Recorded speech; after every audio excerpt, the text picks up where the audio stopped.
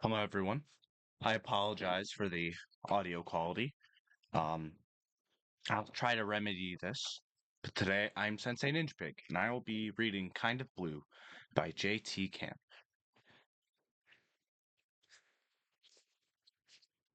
Old York City, a place of music, ambition, commerce, struggle, crime, and death. A place where three souls desperately try to make their way through the streets paved equal with brimming success and shattered dreams. Will they find themselves in their journey or be swallowed whole by the merciless concrete jungle? Pleasure to meet a fellow jazz enthusiast. She shifts the hair away from her face again, her slender claws brushing the strands as her yellow eyes remain focused on me. I know for a fact I've got a stupid grin on my face, but I hope to high heaven that my dumb caveman cheeks ain't glowing. My ex-wife always teased me about blushing. It was one of 100 things that gradually turned from a cute jab to a searing critique as our marriage fell apart. All the same, I felt a twinge in my heart. I've got no earthly clue why. This is a velociraptor broad. I mean, she's pretty as far as dinosaurs go, but nah, that shit doesn't happen. Species stick to their lanes, even today. I think I'm just happy that I actually met someone who enjoys the same music I do. A dinosaur, even. Dinosaur that enjoys jazz music. The most dinosaurs rebuke as muddy, pointless noise made by Neanderthals banging objects together and blowing into hunks of metal and wood. She pauses for a moment to think before opening her mouth to speak again. I'd have loved to have heard what she was going to say next if it weren't for the gunshots that interrupted her. Kind of Blue, Book 1 of That Old York Tone by JT Kamp. Love you, Starman. Chapter 1, Samuel. Gonna be another hot one out there, so be sure to throw an extra ice pack in your lunch pal, fellas. It's 6 a.m., and that means it's time for the living legend, Miles Curtis, and his smoking hot single, So What? Slow piano and double bass intro doesn't quite knock the weirdness away from my eyelids. However, when the trumpet kicks into motion, the lingering hold on my sleep is scattered to the wind by its piercing, perfectly timed notes. Sitting up from my prone position, the sheet draped over my mattress rises with me, affixed to the skin on my back with a thin, adhesive layer of sweat. That radio jockey was right about two things. Miles Kratos is a living legend, and it's another damn hot one today. Swing my legs over the sides of the twin-sized bed. I roll my neck and stretch my back, hearing a few more pops and cracks than I'd like to. I don't exactly feel old. That rotten bastard Father Time keeps marching forward, dragging my ass along with him. But 25 ain't that old, right? 25 is young. I'm still young. I mean, Miles Kratos was 25 when he released his first record, so I still got time to get my act together. My head rocks in rhythm with the song, one I've heard 100 times by now. But I still haven't gotten sick of it. I still haven't gotten sick of. This this radio alarm clock is one of the best investments I've ever made. I'd give anything in the world to be able to wake up to music like this. Of course, I try not to think about the fact that I practically did get up everything else for this clock. The house, the car, the record player. Hell, the only other thing worth a damn I got to keep from the divorce was woof. My eyes shift down to the shaggy carpet staring back at me, his beady black eyes barely visible past the strands of curled white fur that hang over his head. His long tongue dangles out of his panting mouth as he looks to me expectantly. Good morning to you, too, Saxton. What did I tell you about that barking shit? Neighbors are already pissy enough with how big your ass is. We don't need any more complaints to the landlord. You hear me? Saxton lets out a quiet woof in acknowledgement. That's better. Let's get you some water, you lunk. He rises to all fours and follows me across the meager abode to the kitchen. Luxury apartments, my ass. The only thing luxurious about this hole is that the fact the morning sun doesn't nail me in the eyes through my blindless window, and that only because of the skyscraper they finished putting up across the street. Street. Old York City. A city on the rise, they call it. Sure, rising rent prices, rising crime rates, rising drug abuse. About the only thing that ain't rising around here is job security. And if I don't have my ass in Mr. Fontana's office at 7 a.m. sharp. I'll be looking for a new job at 7:01. I'd let the stress of my tenuous employment situation drain away just as smoothly as Kratos' trumpet melts into John Colemane's sultry sax. My head unconsciously bobs along to the tune as I twist the kitchen's faucet knob, filling the large bowl lying in the sink with water. Once it's topped off, I set it on the wooden floor atop its discolored circular groove. Saxton instantly sets work on improving his art installation by clumsily lapping water into his mouth, launching just as much liquid out of the bowl as his thirsty devorish. Ah well, fuck my security deposit. The cupboard door, suspended above the sink, creaks open, and I grab another, two bowls. In one, I dump a heaping helping of dog kibble from a box adorned with a smiling face, not unlike that of my oaf of a roommate. In the other, I pour a similar serving of human kibbles. The cereal box features a small boy wielding a spoon, child's scornless grin, an almost perfect mirror of the dog food mascot's dopey canine mouth. I throw the refrigerator door open, feeling a blessed blast of cold air roll over my sweat-soaked form. I know the power company advises you not to use your fridge to cool your home. When you're in a little shithole like mine without an air conditioner, you're tempted to tell the power company to piss off. I, I reluctantly close the fridge, milk bottle in hand, and return to the two bowls. Which one was cereal again? Damn it. I've made this mistake before, and I'm not about to do it again. I need to make sure this shit looks different. I pluck a morsel from one of the two indicated bowls and gingerly place it in my mouth. That's fucking dog food. I spit the partially chewed chunk of meat byproduct and sawdust into the sink, placing the bowl containing Saxon's feast in front of him. He scarfs it down before I even finish putting the cap back on the milk bottle after dosing my own breakfast. He eagerly follows me the two steps it takes to get from the kitchen counter to the tiny one-chair table stuffed in the corner, staring up at me, panting as I begin shoving my slightly less disgusting breakfast into my face. I feel a little bad for the poor guy. I'm at work for 10 hours a day and asleep for another 7, so I don't exactly have a lot of time to take care of him. Plus, with this heat, his shaggy mane, I'm sure he's hotter than a witch in Salem. I should bring him into a pet groomer, but money's been so tight recently, I could just take a pair of scissors to him, I suppose. Can't do any worse on him than I do on myself. Setting both our empty bowls in the sink, I top off Saxton's water once more before making my way into the bathroom. I don't need to let the shower heat up today. I'm jumping in while it's ice cold. I much prefer my testicles shriveling up to literally melting off my body in this god-forsaken heat. I lather myself up, washing away a day's worth of sweat and grime.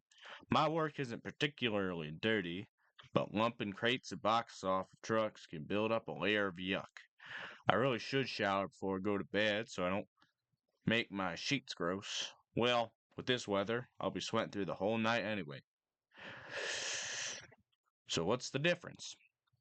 I run my shampoo-laden fingers through my mop of brown hair. A haircut would probably help me feel better in this heat. I certainly don't want to come across as one of those beatniks, but I just like the feeling of it being a few fingers longer than average. My ex-wife never let me grow it out, nagged me relentless if I was even a quarter-inch past her preferred length. Fucking control freak. Thank God I got out of that mess of a relationship, even if I did lose my early 20s in the process. Double thank God we didn't have any kids together. The arid heat once again makes itself apparent as I shut off the water and step out of the shower. I barely begin toweling off before, oof. Yeah, I know. You gotta take a dump. Give me a minute. I slap some deodorant under my arms and brush my teeth, still listening to the jazz resonating from the bedside radio. So What ended a few minutes ago. Now they're playing something by Charlie Lacker, one of his tracks from several years ago before he died. I missed the radio jockey saying his name on account of being in the shower, but I recognize the tune.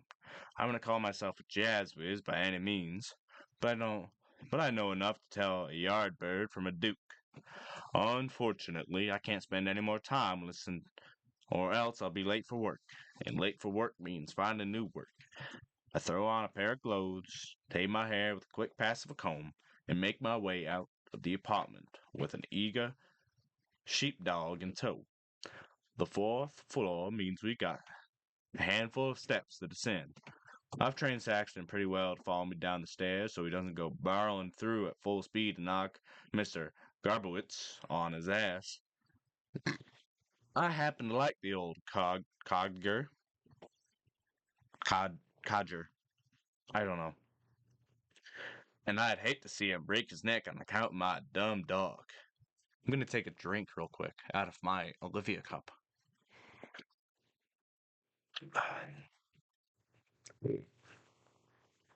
Once I throw open the front door of the apartment building, however, Saxton is a blur of white launching past me towards his favorite patch of grass to pop a squat and do his dirty work.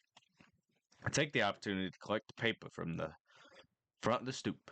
It's not technically my subscription to the newspaper, but if I carry it up to Mr. Garbo's door for him, he doesn't mind if I read it for a couple minutes in the morning. Leaning against the handrail next to the steps, I unfold the paper and give it a quick scan. The Old York Times, Monday, August 24th, 2:01 m, 1959, BC.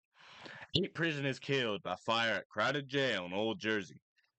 Sheesh, that sucks. Downers on the first page. Steel industry wants U.S. to act if impasse persists. I'm about working towards becoming a steel worker, but so many of these guys in the area end up getting saddled with building those skyscrapers. I am not good with heights. Wonder what the impasse is. Plan to put man into space lags. Heh, good fucking luck. It'd probably be 201 M 2000 BC before we get a man on the moon. GOP for delay on civil rights. Civil rights, huh? Get the fuck out of my way, skinny. Slur tumbling past an all too familiar muzzle startles me out of my headline skimming daze. Instinctively, I push myself as far to the side of the staircase as I can, bending backward over the railing as the hulking form of a voice-over owner shoves past me. He turns towards me 3 steps below where I stand and puts us at eye level with one another. I avert my eyes, dodging away from his imposing glare. Sorry, Roger. I didn't see you. He snorts, his impressively long, blood red tail flicking back and forth as he leers at me. People got places to be. You hold me up, you spear-chucking shit. I still don't meet his gaze, only registering the crimson of his eyes through my peripheral vision. I was just heading to work myself, Roger. I didn't mean to. What kind of place would employ a skinny like you? It ain't a place I'm interested in patronizing. I blink, unsure if he's secretly asking me to tell him where I work. I don't want to start trouble with the guy, but I also don't want him knowing the kind of information. Last thing I need is him trying to come around and tell my boss I shouldn't be employed there just because I'm a human. Mercifully, Roger gets distracted by Saxon staring up at him, happily panting as he sits on the sidewalk. He glances from my dog to his freshly squeezed present he left on the grass. His head whips back around to me, the pronounced ridges on his above his Allosaurus eyes angling down sharply. His diamond-shaped pupils contract in fury as his razor-toothed scowl forces me to shrink back further. Are you gonna clean up after your fucking dog or what? You disgusting troglodyte? It's not enough that I have to hear that fucking thing stomping at all hours. I gotta look at his shit too. Sorry. Yeah, I get it. I slide past him, being careful not to come into contact with any part of his scaled body, lest he view that as an act of aggression, and rip my head clean off my shoulders. I quickly pull one of his small bags from my pocket and scoop up Saxton's leavings as I toss the bag to the nearby garbage can and stand upright again. Roger is an arm's length away, his towering height even more apparent as he looms over me. He utilizes the close distance to jab a sharp claw into my chest. You keep that mongrel under control. I'll have the landlord kick your ass to the curb. You got that, you skinny prick? Pretty good so far.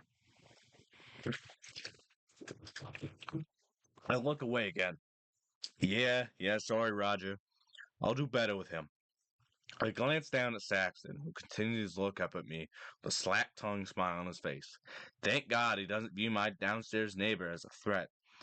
If he started growling at Roger, it'd likely be the last thing that big walking carpet did before ascending to doggy heaven. You can bet your ass the police wouldn't spend very long looking into the matter. With a triumphant smirk, Roger finally removes his finger from my chest, and stomps down the sidewalk away from me, jamming his hands into his pockets, I'll let out a sigh of relief before starting the usual fare, internally beating myself up for being such a pussy. If I had more of a backbone, I wouldn't stand for being treated like this. I mean, yeah, things still ain't easy for us humans and chromagons, but they're a hell of a lot better than they were 30 years ago.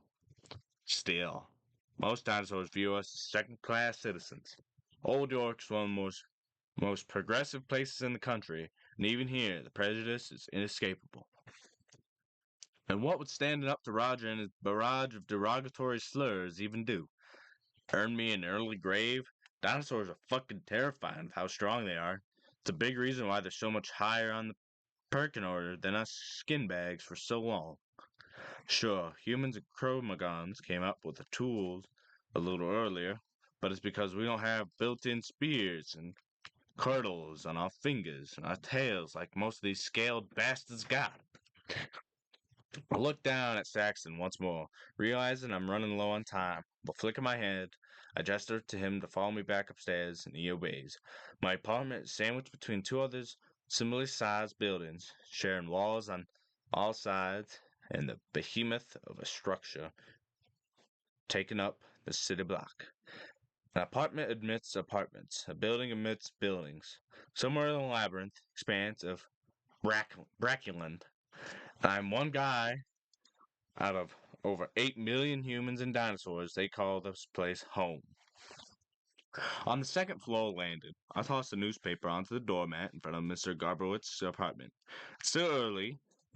Since he's retired, he likes to sleep in till about 8. Like Roger, Mr. Garbowitz is a dinosaur, though he's an old Gallimimus fellow instead of an Allosaurus jackass. Unlike Roger, Miss Garbowitz is a pretty nice guy. Despite being older, he doesn't treat me like a piece of shit just because I'm a different species.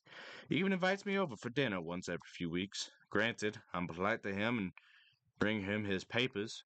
I'm given his age and reduced mobility. I think he's just happy to have a friend. I finished the trek upstairs, passing Roger's third floor door on the way up. I really have to try my best to be nice to the guy, but he just hates me outright. Only thing I can do is keep my head down around him and not cause any trouble.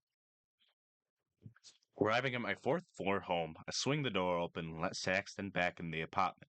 Before I can head out, however, I realize I left the radio on.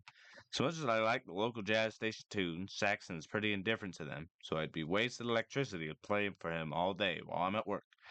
I had to cut Johnny Coleman's Blue Train a little short. No disrespect, but duty calls. With a quick scruff of Saxon's head, and he reciprocates by flopping his heavy tail back and forth. I throw on my flat cap and lock up and head out. The walk isn't a long one, though the heat tries its damnedest to ruin the trip. I lost the car in the divorce and sure as hell can't afford legs. Do my commuting for me. I might look into getting a bicycle, especially if I ever have to work farther away than I am right now. Even if I were to get a car at some point, these roads aren't going to get any more lanes than they got. It's not quite to the point of a standstill jams, but I hear more and more complaining car horns every day. I'll pass by a handful of street-facing shops on the way to work. An ice cream parlor, corner market, pharmacy, it's even a record shop I stare at longingly into on days where I'm not in as much of a hurry. No time to daydream about starting my record collection again. Do make a quick stop at the produce stand to toss the lady working a nickel for a juicy red apple. Only eating cereal for breakfast isn't great for me. So I do my doctor proud and chomp on the tasty fruit as I complete my journey, throwing the core into a garbage can outside my place of employment. Sal's Butcher and Grocery, a pretty sizable establishment that brings in several trucks worth of meat and other goods every day to cater to its clientele. The place opens at 5 in the morning and usually has a gaggle of women waiting as they unlock the front door. But since the trucks don't start showing up till about 7:30, I ha- I have to be I have to be in until 7. I'm not too keen on moving through the crowd inside the shop proper, so I make my way through the alley and the back door next to the loading dock. Of course, given the heat, maybe a stroll through the air-conditioned store might have been nice. There ain't many cool There ain't any cool air back here, except for inside of Mr. Fontana's office. You usually only get to go in there when it's your first day on the job or your last day on the job. I step up to the time card puncher on the wall outside the office and withdraw the slender brown sheet of cardstock with my name on it. Slide it into the groove slot above the small clock and pull the lever on the side of the device. The familiar kerchunk adorning my time card with a punch of a stamp of my clock. In time, 6:58 a.m. Got it pretty close today, but we're still Samuel, get my office now. Fuck, what did I do? I'm on time. I push my time card back into the home of its cautiously opened the door. Sal Fontana's office. He watches me as I maneuver into the chambers. The large glass window facing the loading dock giving him perfect line of sight to everyone who works the back of the house. Paraf- the parasaur's elongated curved crest parts the black hair atop his head. The viridian scales rise from the seat behind his impressive desk, the lengthy tail protruding from his backside, pushing the chair away with the movement. I quickly snatched the cap from my head in a show of respect and pacifism. I gulp before speaking. Yes, sir, Mr. Fontana? He doesn't reply immediately, choosing, instead of a narrow his sharp emerald eyes as he seems to size me up. I really need this job. If I did something bad enough to get fired, I had no clue what it was. I have to fight against my knees to keep them from knocking into one another. Finally, after a moment of consideration, he speaks up. How long you been working for me now, Mr. Lawson? Mr. Lawson? I don't think he's ever addressed me by my last name before. Uh, just about 9 months now, sir. And all that time, you've never taken a sick day and never clocked in late. We even stayed after your shift a handful of times to help with other tasks. Is that right?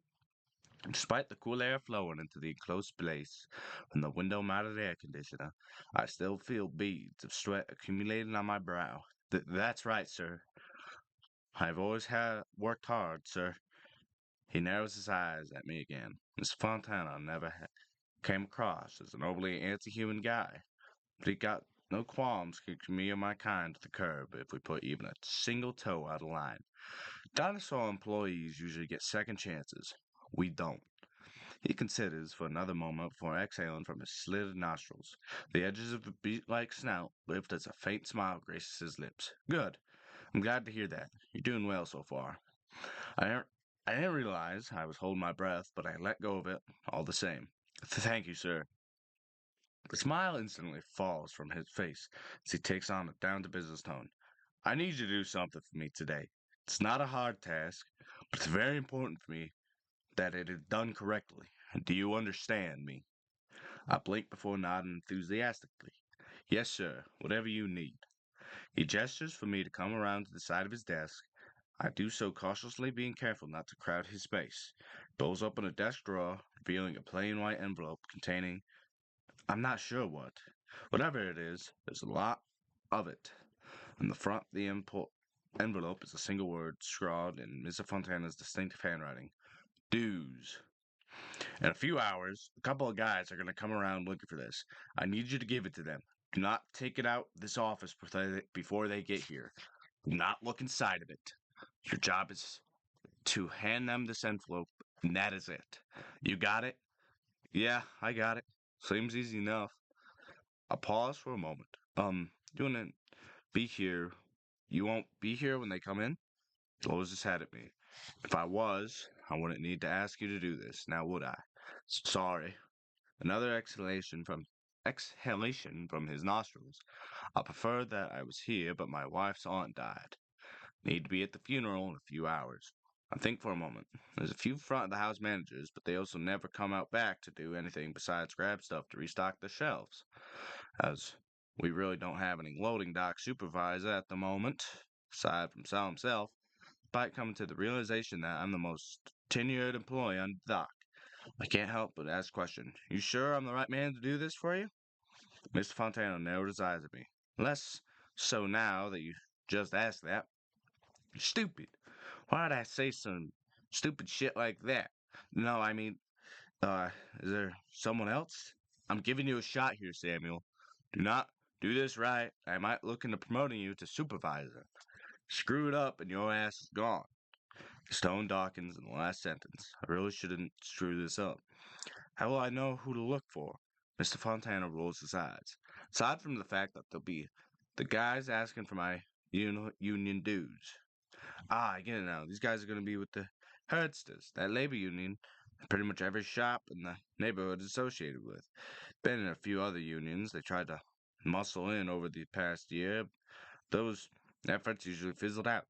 Not sure why they never seem to catch wind. Well, doesn't really matter to me. Those organizations are almost exclusively for dinosaurs anyway. He gestures with the head toward the loading dock. Don't let me keep you. Get to work.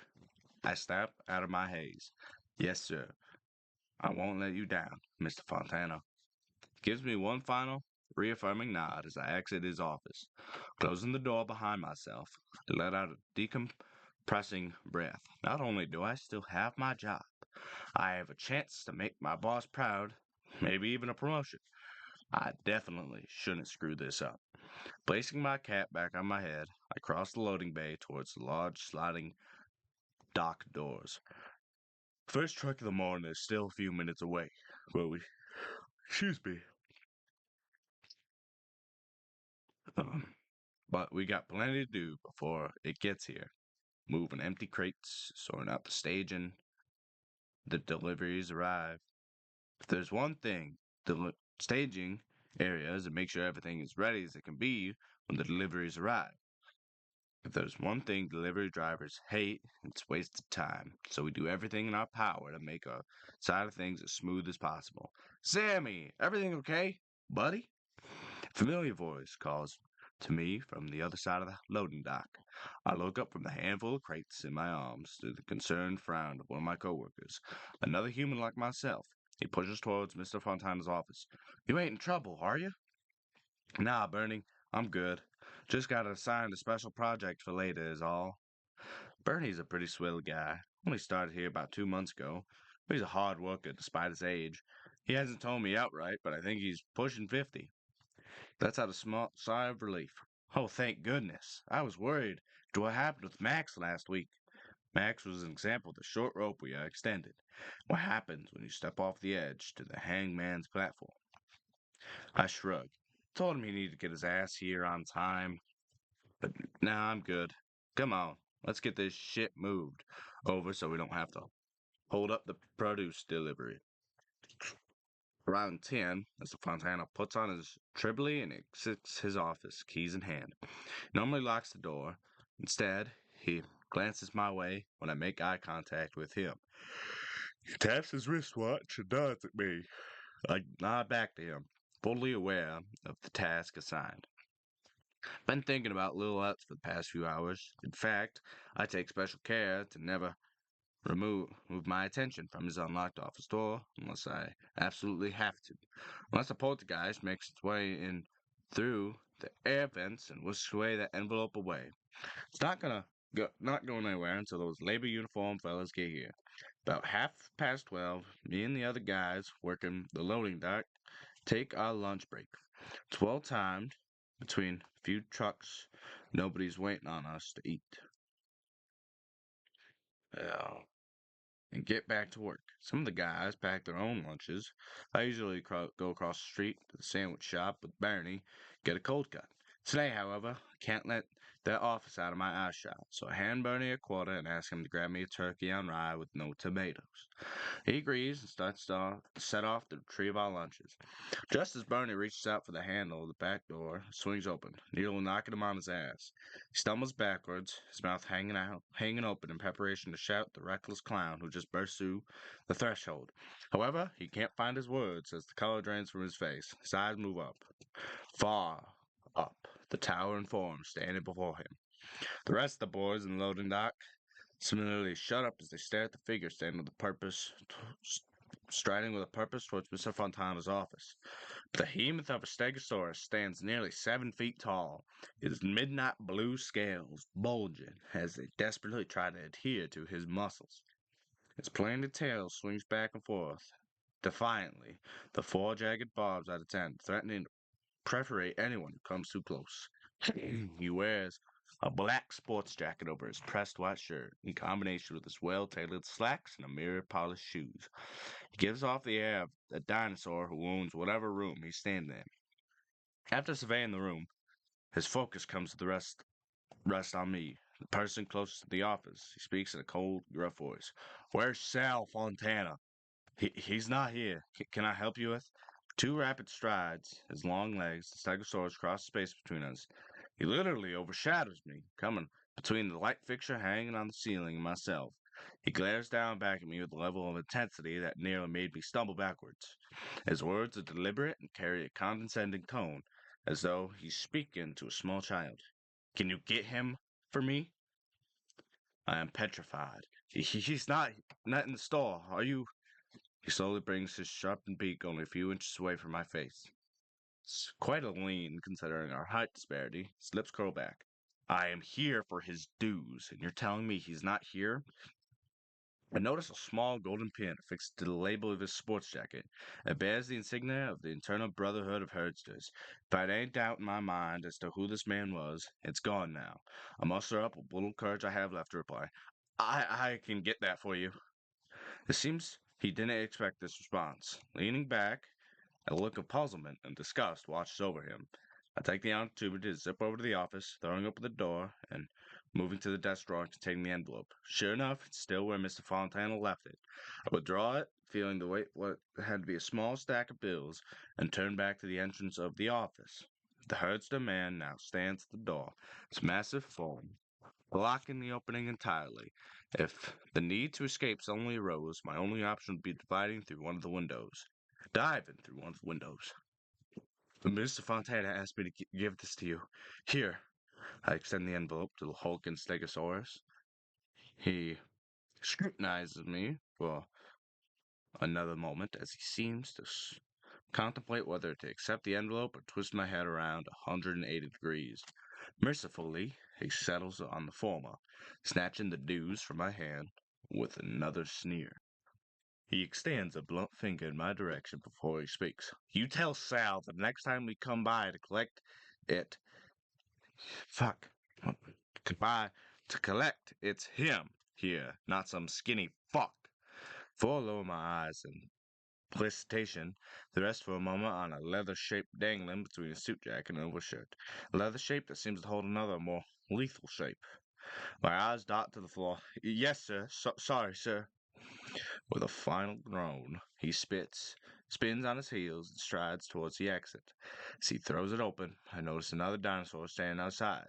He turns to acknowledge the Stegosaurus, but before any of the words can be echoed out, the door slams shut behind them. The echoing sounds of metal against metal is followed by that of my knees hitting the wooden office floor beneath me. The other guys, excuse me, the other guys quickly dash over to check on me, Bernie pushing his way to the front of the small crowd. Holy shit, Sammy, are you okay? What was that? I have to catch my breath before I can reply. Remember that special project I mentioned? That was it. Raptor, Jesus, that was intense. I thought he was going to kill you. I'll be honest. I kind of thought that too. Bernie helps me get back to my feet. Well, if you don't have to stick around anymore, you want to run across the street with that sandwich with me? With a weak smile, I turn my palm upward. Actually, if you don't mind, I'll just ask for my quarterback. I lost my appetite. The excitement of our close encounter with a massive, intimidating dinosaur wears off just around the time the next delivery truck backs itself to our loading dock. I feed off the adrenaline from my confrontation for a while, but the fact that I skipped lunch catches up to me before too long. I fight off the growling in my stomach by humming some of my favorite jazz tunes to myself as I work. We're not allowed to have a radio in the loading dock, and even if we did, we would we would have we're not allowed. And even if we did, me and the other four guys who work back here would have to agree on what to listen to. Sure, we could take turns or something, but I'm content just to listen to the jukebox of my brain. Sometime in the afternoon, Mr. Fontana rolls back in. He immediately approaches me, asking if everything went well. I tell him that there were no problems, but opt to not relay the parting comments of the other labor union representatives. He gives me a clap on the shoulder before heading back into his office. I hope he meant what he said about a promotion. I could certainly use the extra money, but I won't press him on the matter. We wrap up at 5 using brooms to push the collected dust and debris from the day's work out the loading docks onto some concrete below. With a stretch and a roll of my shoulders, I set to push broom in its corner and head over to my time card. As I punch out for the day, I glance through the window at Mr. Fontana's office, scribbling away at some paperwork. He doesn't notice my look. Well, like I said, I won't be pushy. The gears are turning in that direction. That's good enough for me. Offering the other fellows farewell, I start making my way home. The heat was brutal today, but it seems to have broken ever so slightly as the sun lowers in the sky. I won't have to be. It won't be nightfall till well past 8, but any respite from the scorching fireball is welcome at this point. My hands stuffed into my pockets, my head lowered, and my stomach still doing its own musical number. I distract myself as best I can do with another tune. I can always count on Miles Kratos to come through for me when I'm feeling down. Gentle rhythmic tapping of the drums and cymbals, fresh sound of the tickled ivories, the back and forth of Kratos' jaw-dropping trumpet, and the accompanying alto and tenor saxophones. It all fuses together into a jam session full of beauty and hope. The sound of our time, the sound of humanity. I stopped myself. For some reason, something about my humming sounded a bit off for a second, like it wasn't just me doing it. I glanced over my shoulder, nothing but a dark alleyway there. I glanced over my other shoulder, nothing but a bus stop there except a slender shape seated on this particular bus stop bench. Her hands are planted on the elongated seat on either side of her. The well-groomed claws attached to her fingers barely touch an upright paper bag filled with groceries. She wears a formal-looking business dress, neither revealing nor eye-catching.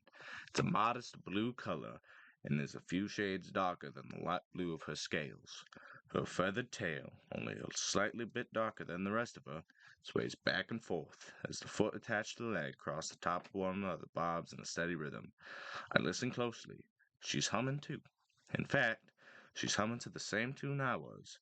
I take a step closer, circling a little to see if she was purposely trying to join in with me or if it was pure coincidence. She doesn't seem to take note of me, her closed eyelids allowing her mind to focus only on the song in her head. I cautiously take one step closer and clear my throat before speaking up. Excuse me, miss. Her humming abruptly stops and her eyes shoot open as her head spins in my direction. I hold out my hand apologetically. I'm sorry, I didn't mean to startle you. With a talon, she pushes some of her short blue hair away from her eyes. It doesn't go any lower than her shoulders. Professional look for a working woman. Like herself, no doubt. When her eyes meet mine, I realize that they're about the only part of her that isn't some shade of blue. Instead, I'm met with a bright, piercing yellow orbs of light. The sunlight seems to dance across them, her diamond pupils shifting. She evaluates me. After a moment, her posture relaxes. It's fine. I was in my own head for a second. What did you need? I scratched the back of my neck. I realize the absurdity of my next question. I can't come up with a better way to ask it. Well, uh, I was just walking by well, I straightened up and managed to spit out the words. You were humming So What by Miles Kratos. Her eyes widen. She leans away from a little, clearly taken aback by my question. After a moment, her tail flicks. A faint smile appears on her lips. Why, yes, I was. I can't help but grin back. I thought so. Well, sorry for being out of nowhere interruptions, but I was humming it too as I was walking by. She raises an eyebrow to me as she maintains her smile. Is that so? Fan of his work, are you? I nod enthusiastically, taking a small step closer to her. Yes, ma'am. I love his music. Real genius on the horn. Total revolutionary. She shifts her posture to turn a little more in my direction, lessening the profile on her snout. You could say that again. His new record is breathtaking. I awkwardly chuckle. Well, I mostly hear him on the radio. No shortage of his stuff on the local jazz state channel, though. She lets out a gentle hum. Pleasure to meet a fellow jazz enthusiast. She shifts her hair away from her face again. Her slender claws brushing the strands of her yellow eyes remain focused on me. I know for a fact I've got a stupid grin on my face, but I hope to high heaven that my dumb caveman cheeks ain't glowing. My ex-wife always teased me about blushing. It's one of 100 things that gradually turned from a cute jab to a searing critique as our marriage fell apart. All the same, I feel a twinge in my heart. I've got no earthly clue why. This is a velociraptor broad. I mean, she's pretty as far as dinosaurs go, but nah, that shit doesn't happen.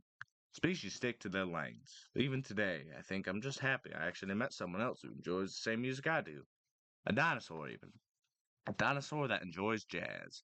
Music that more dinosaurs rebuke as muddy, pointless noise made by Neanderthals banging objects together, blowing the hunks of metal and wood. She pauses for a moment to think about before opening her mouth to speak again. I'd have loved to hear what she had to say next, but if it weren't for that gunshot that interrupted her. That is the end of chapter one of Kind of Blue. I'll try to get these out weekly. I can't guarantee any of that, but you have a nice day.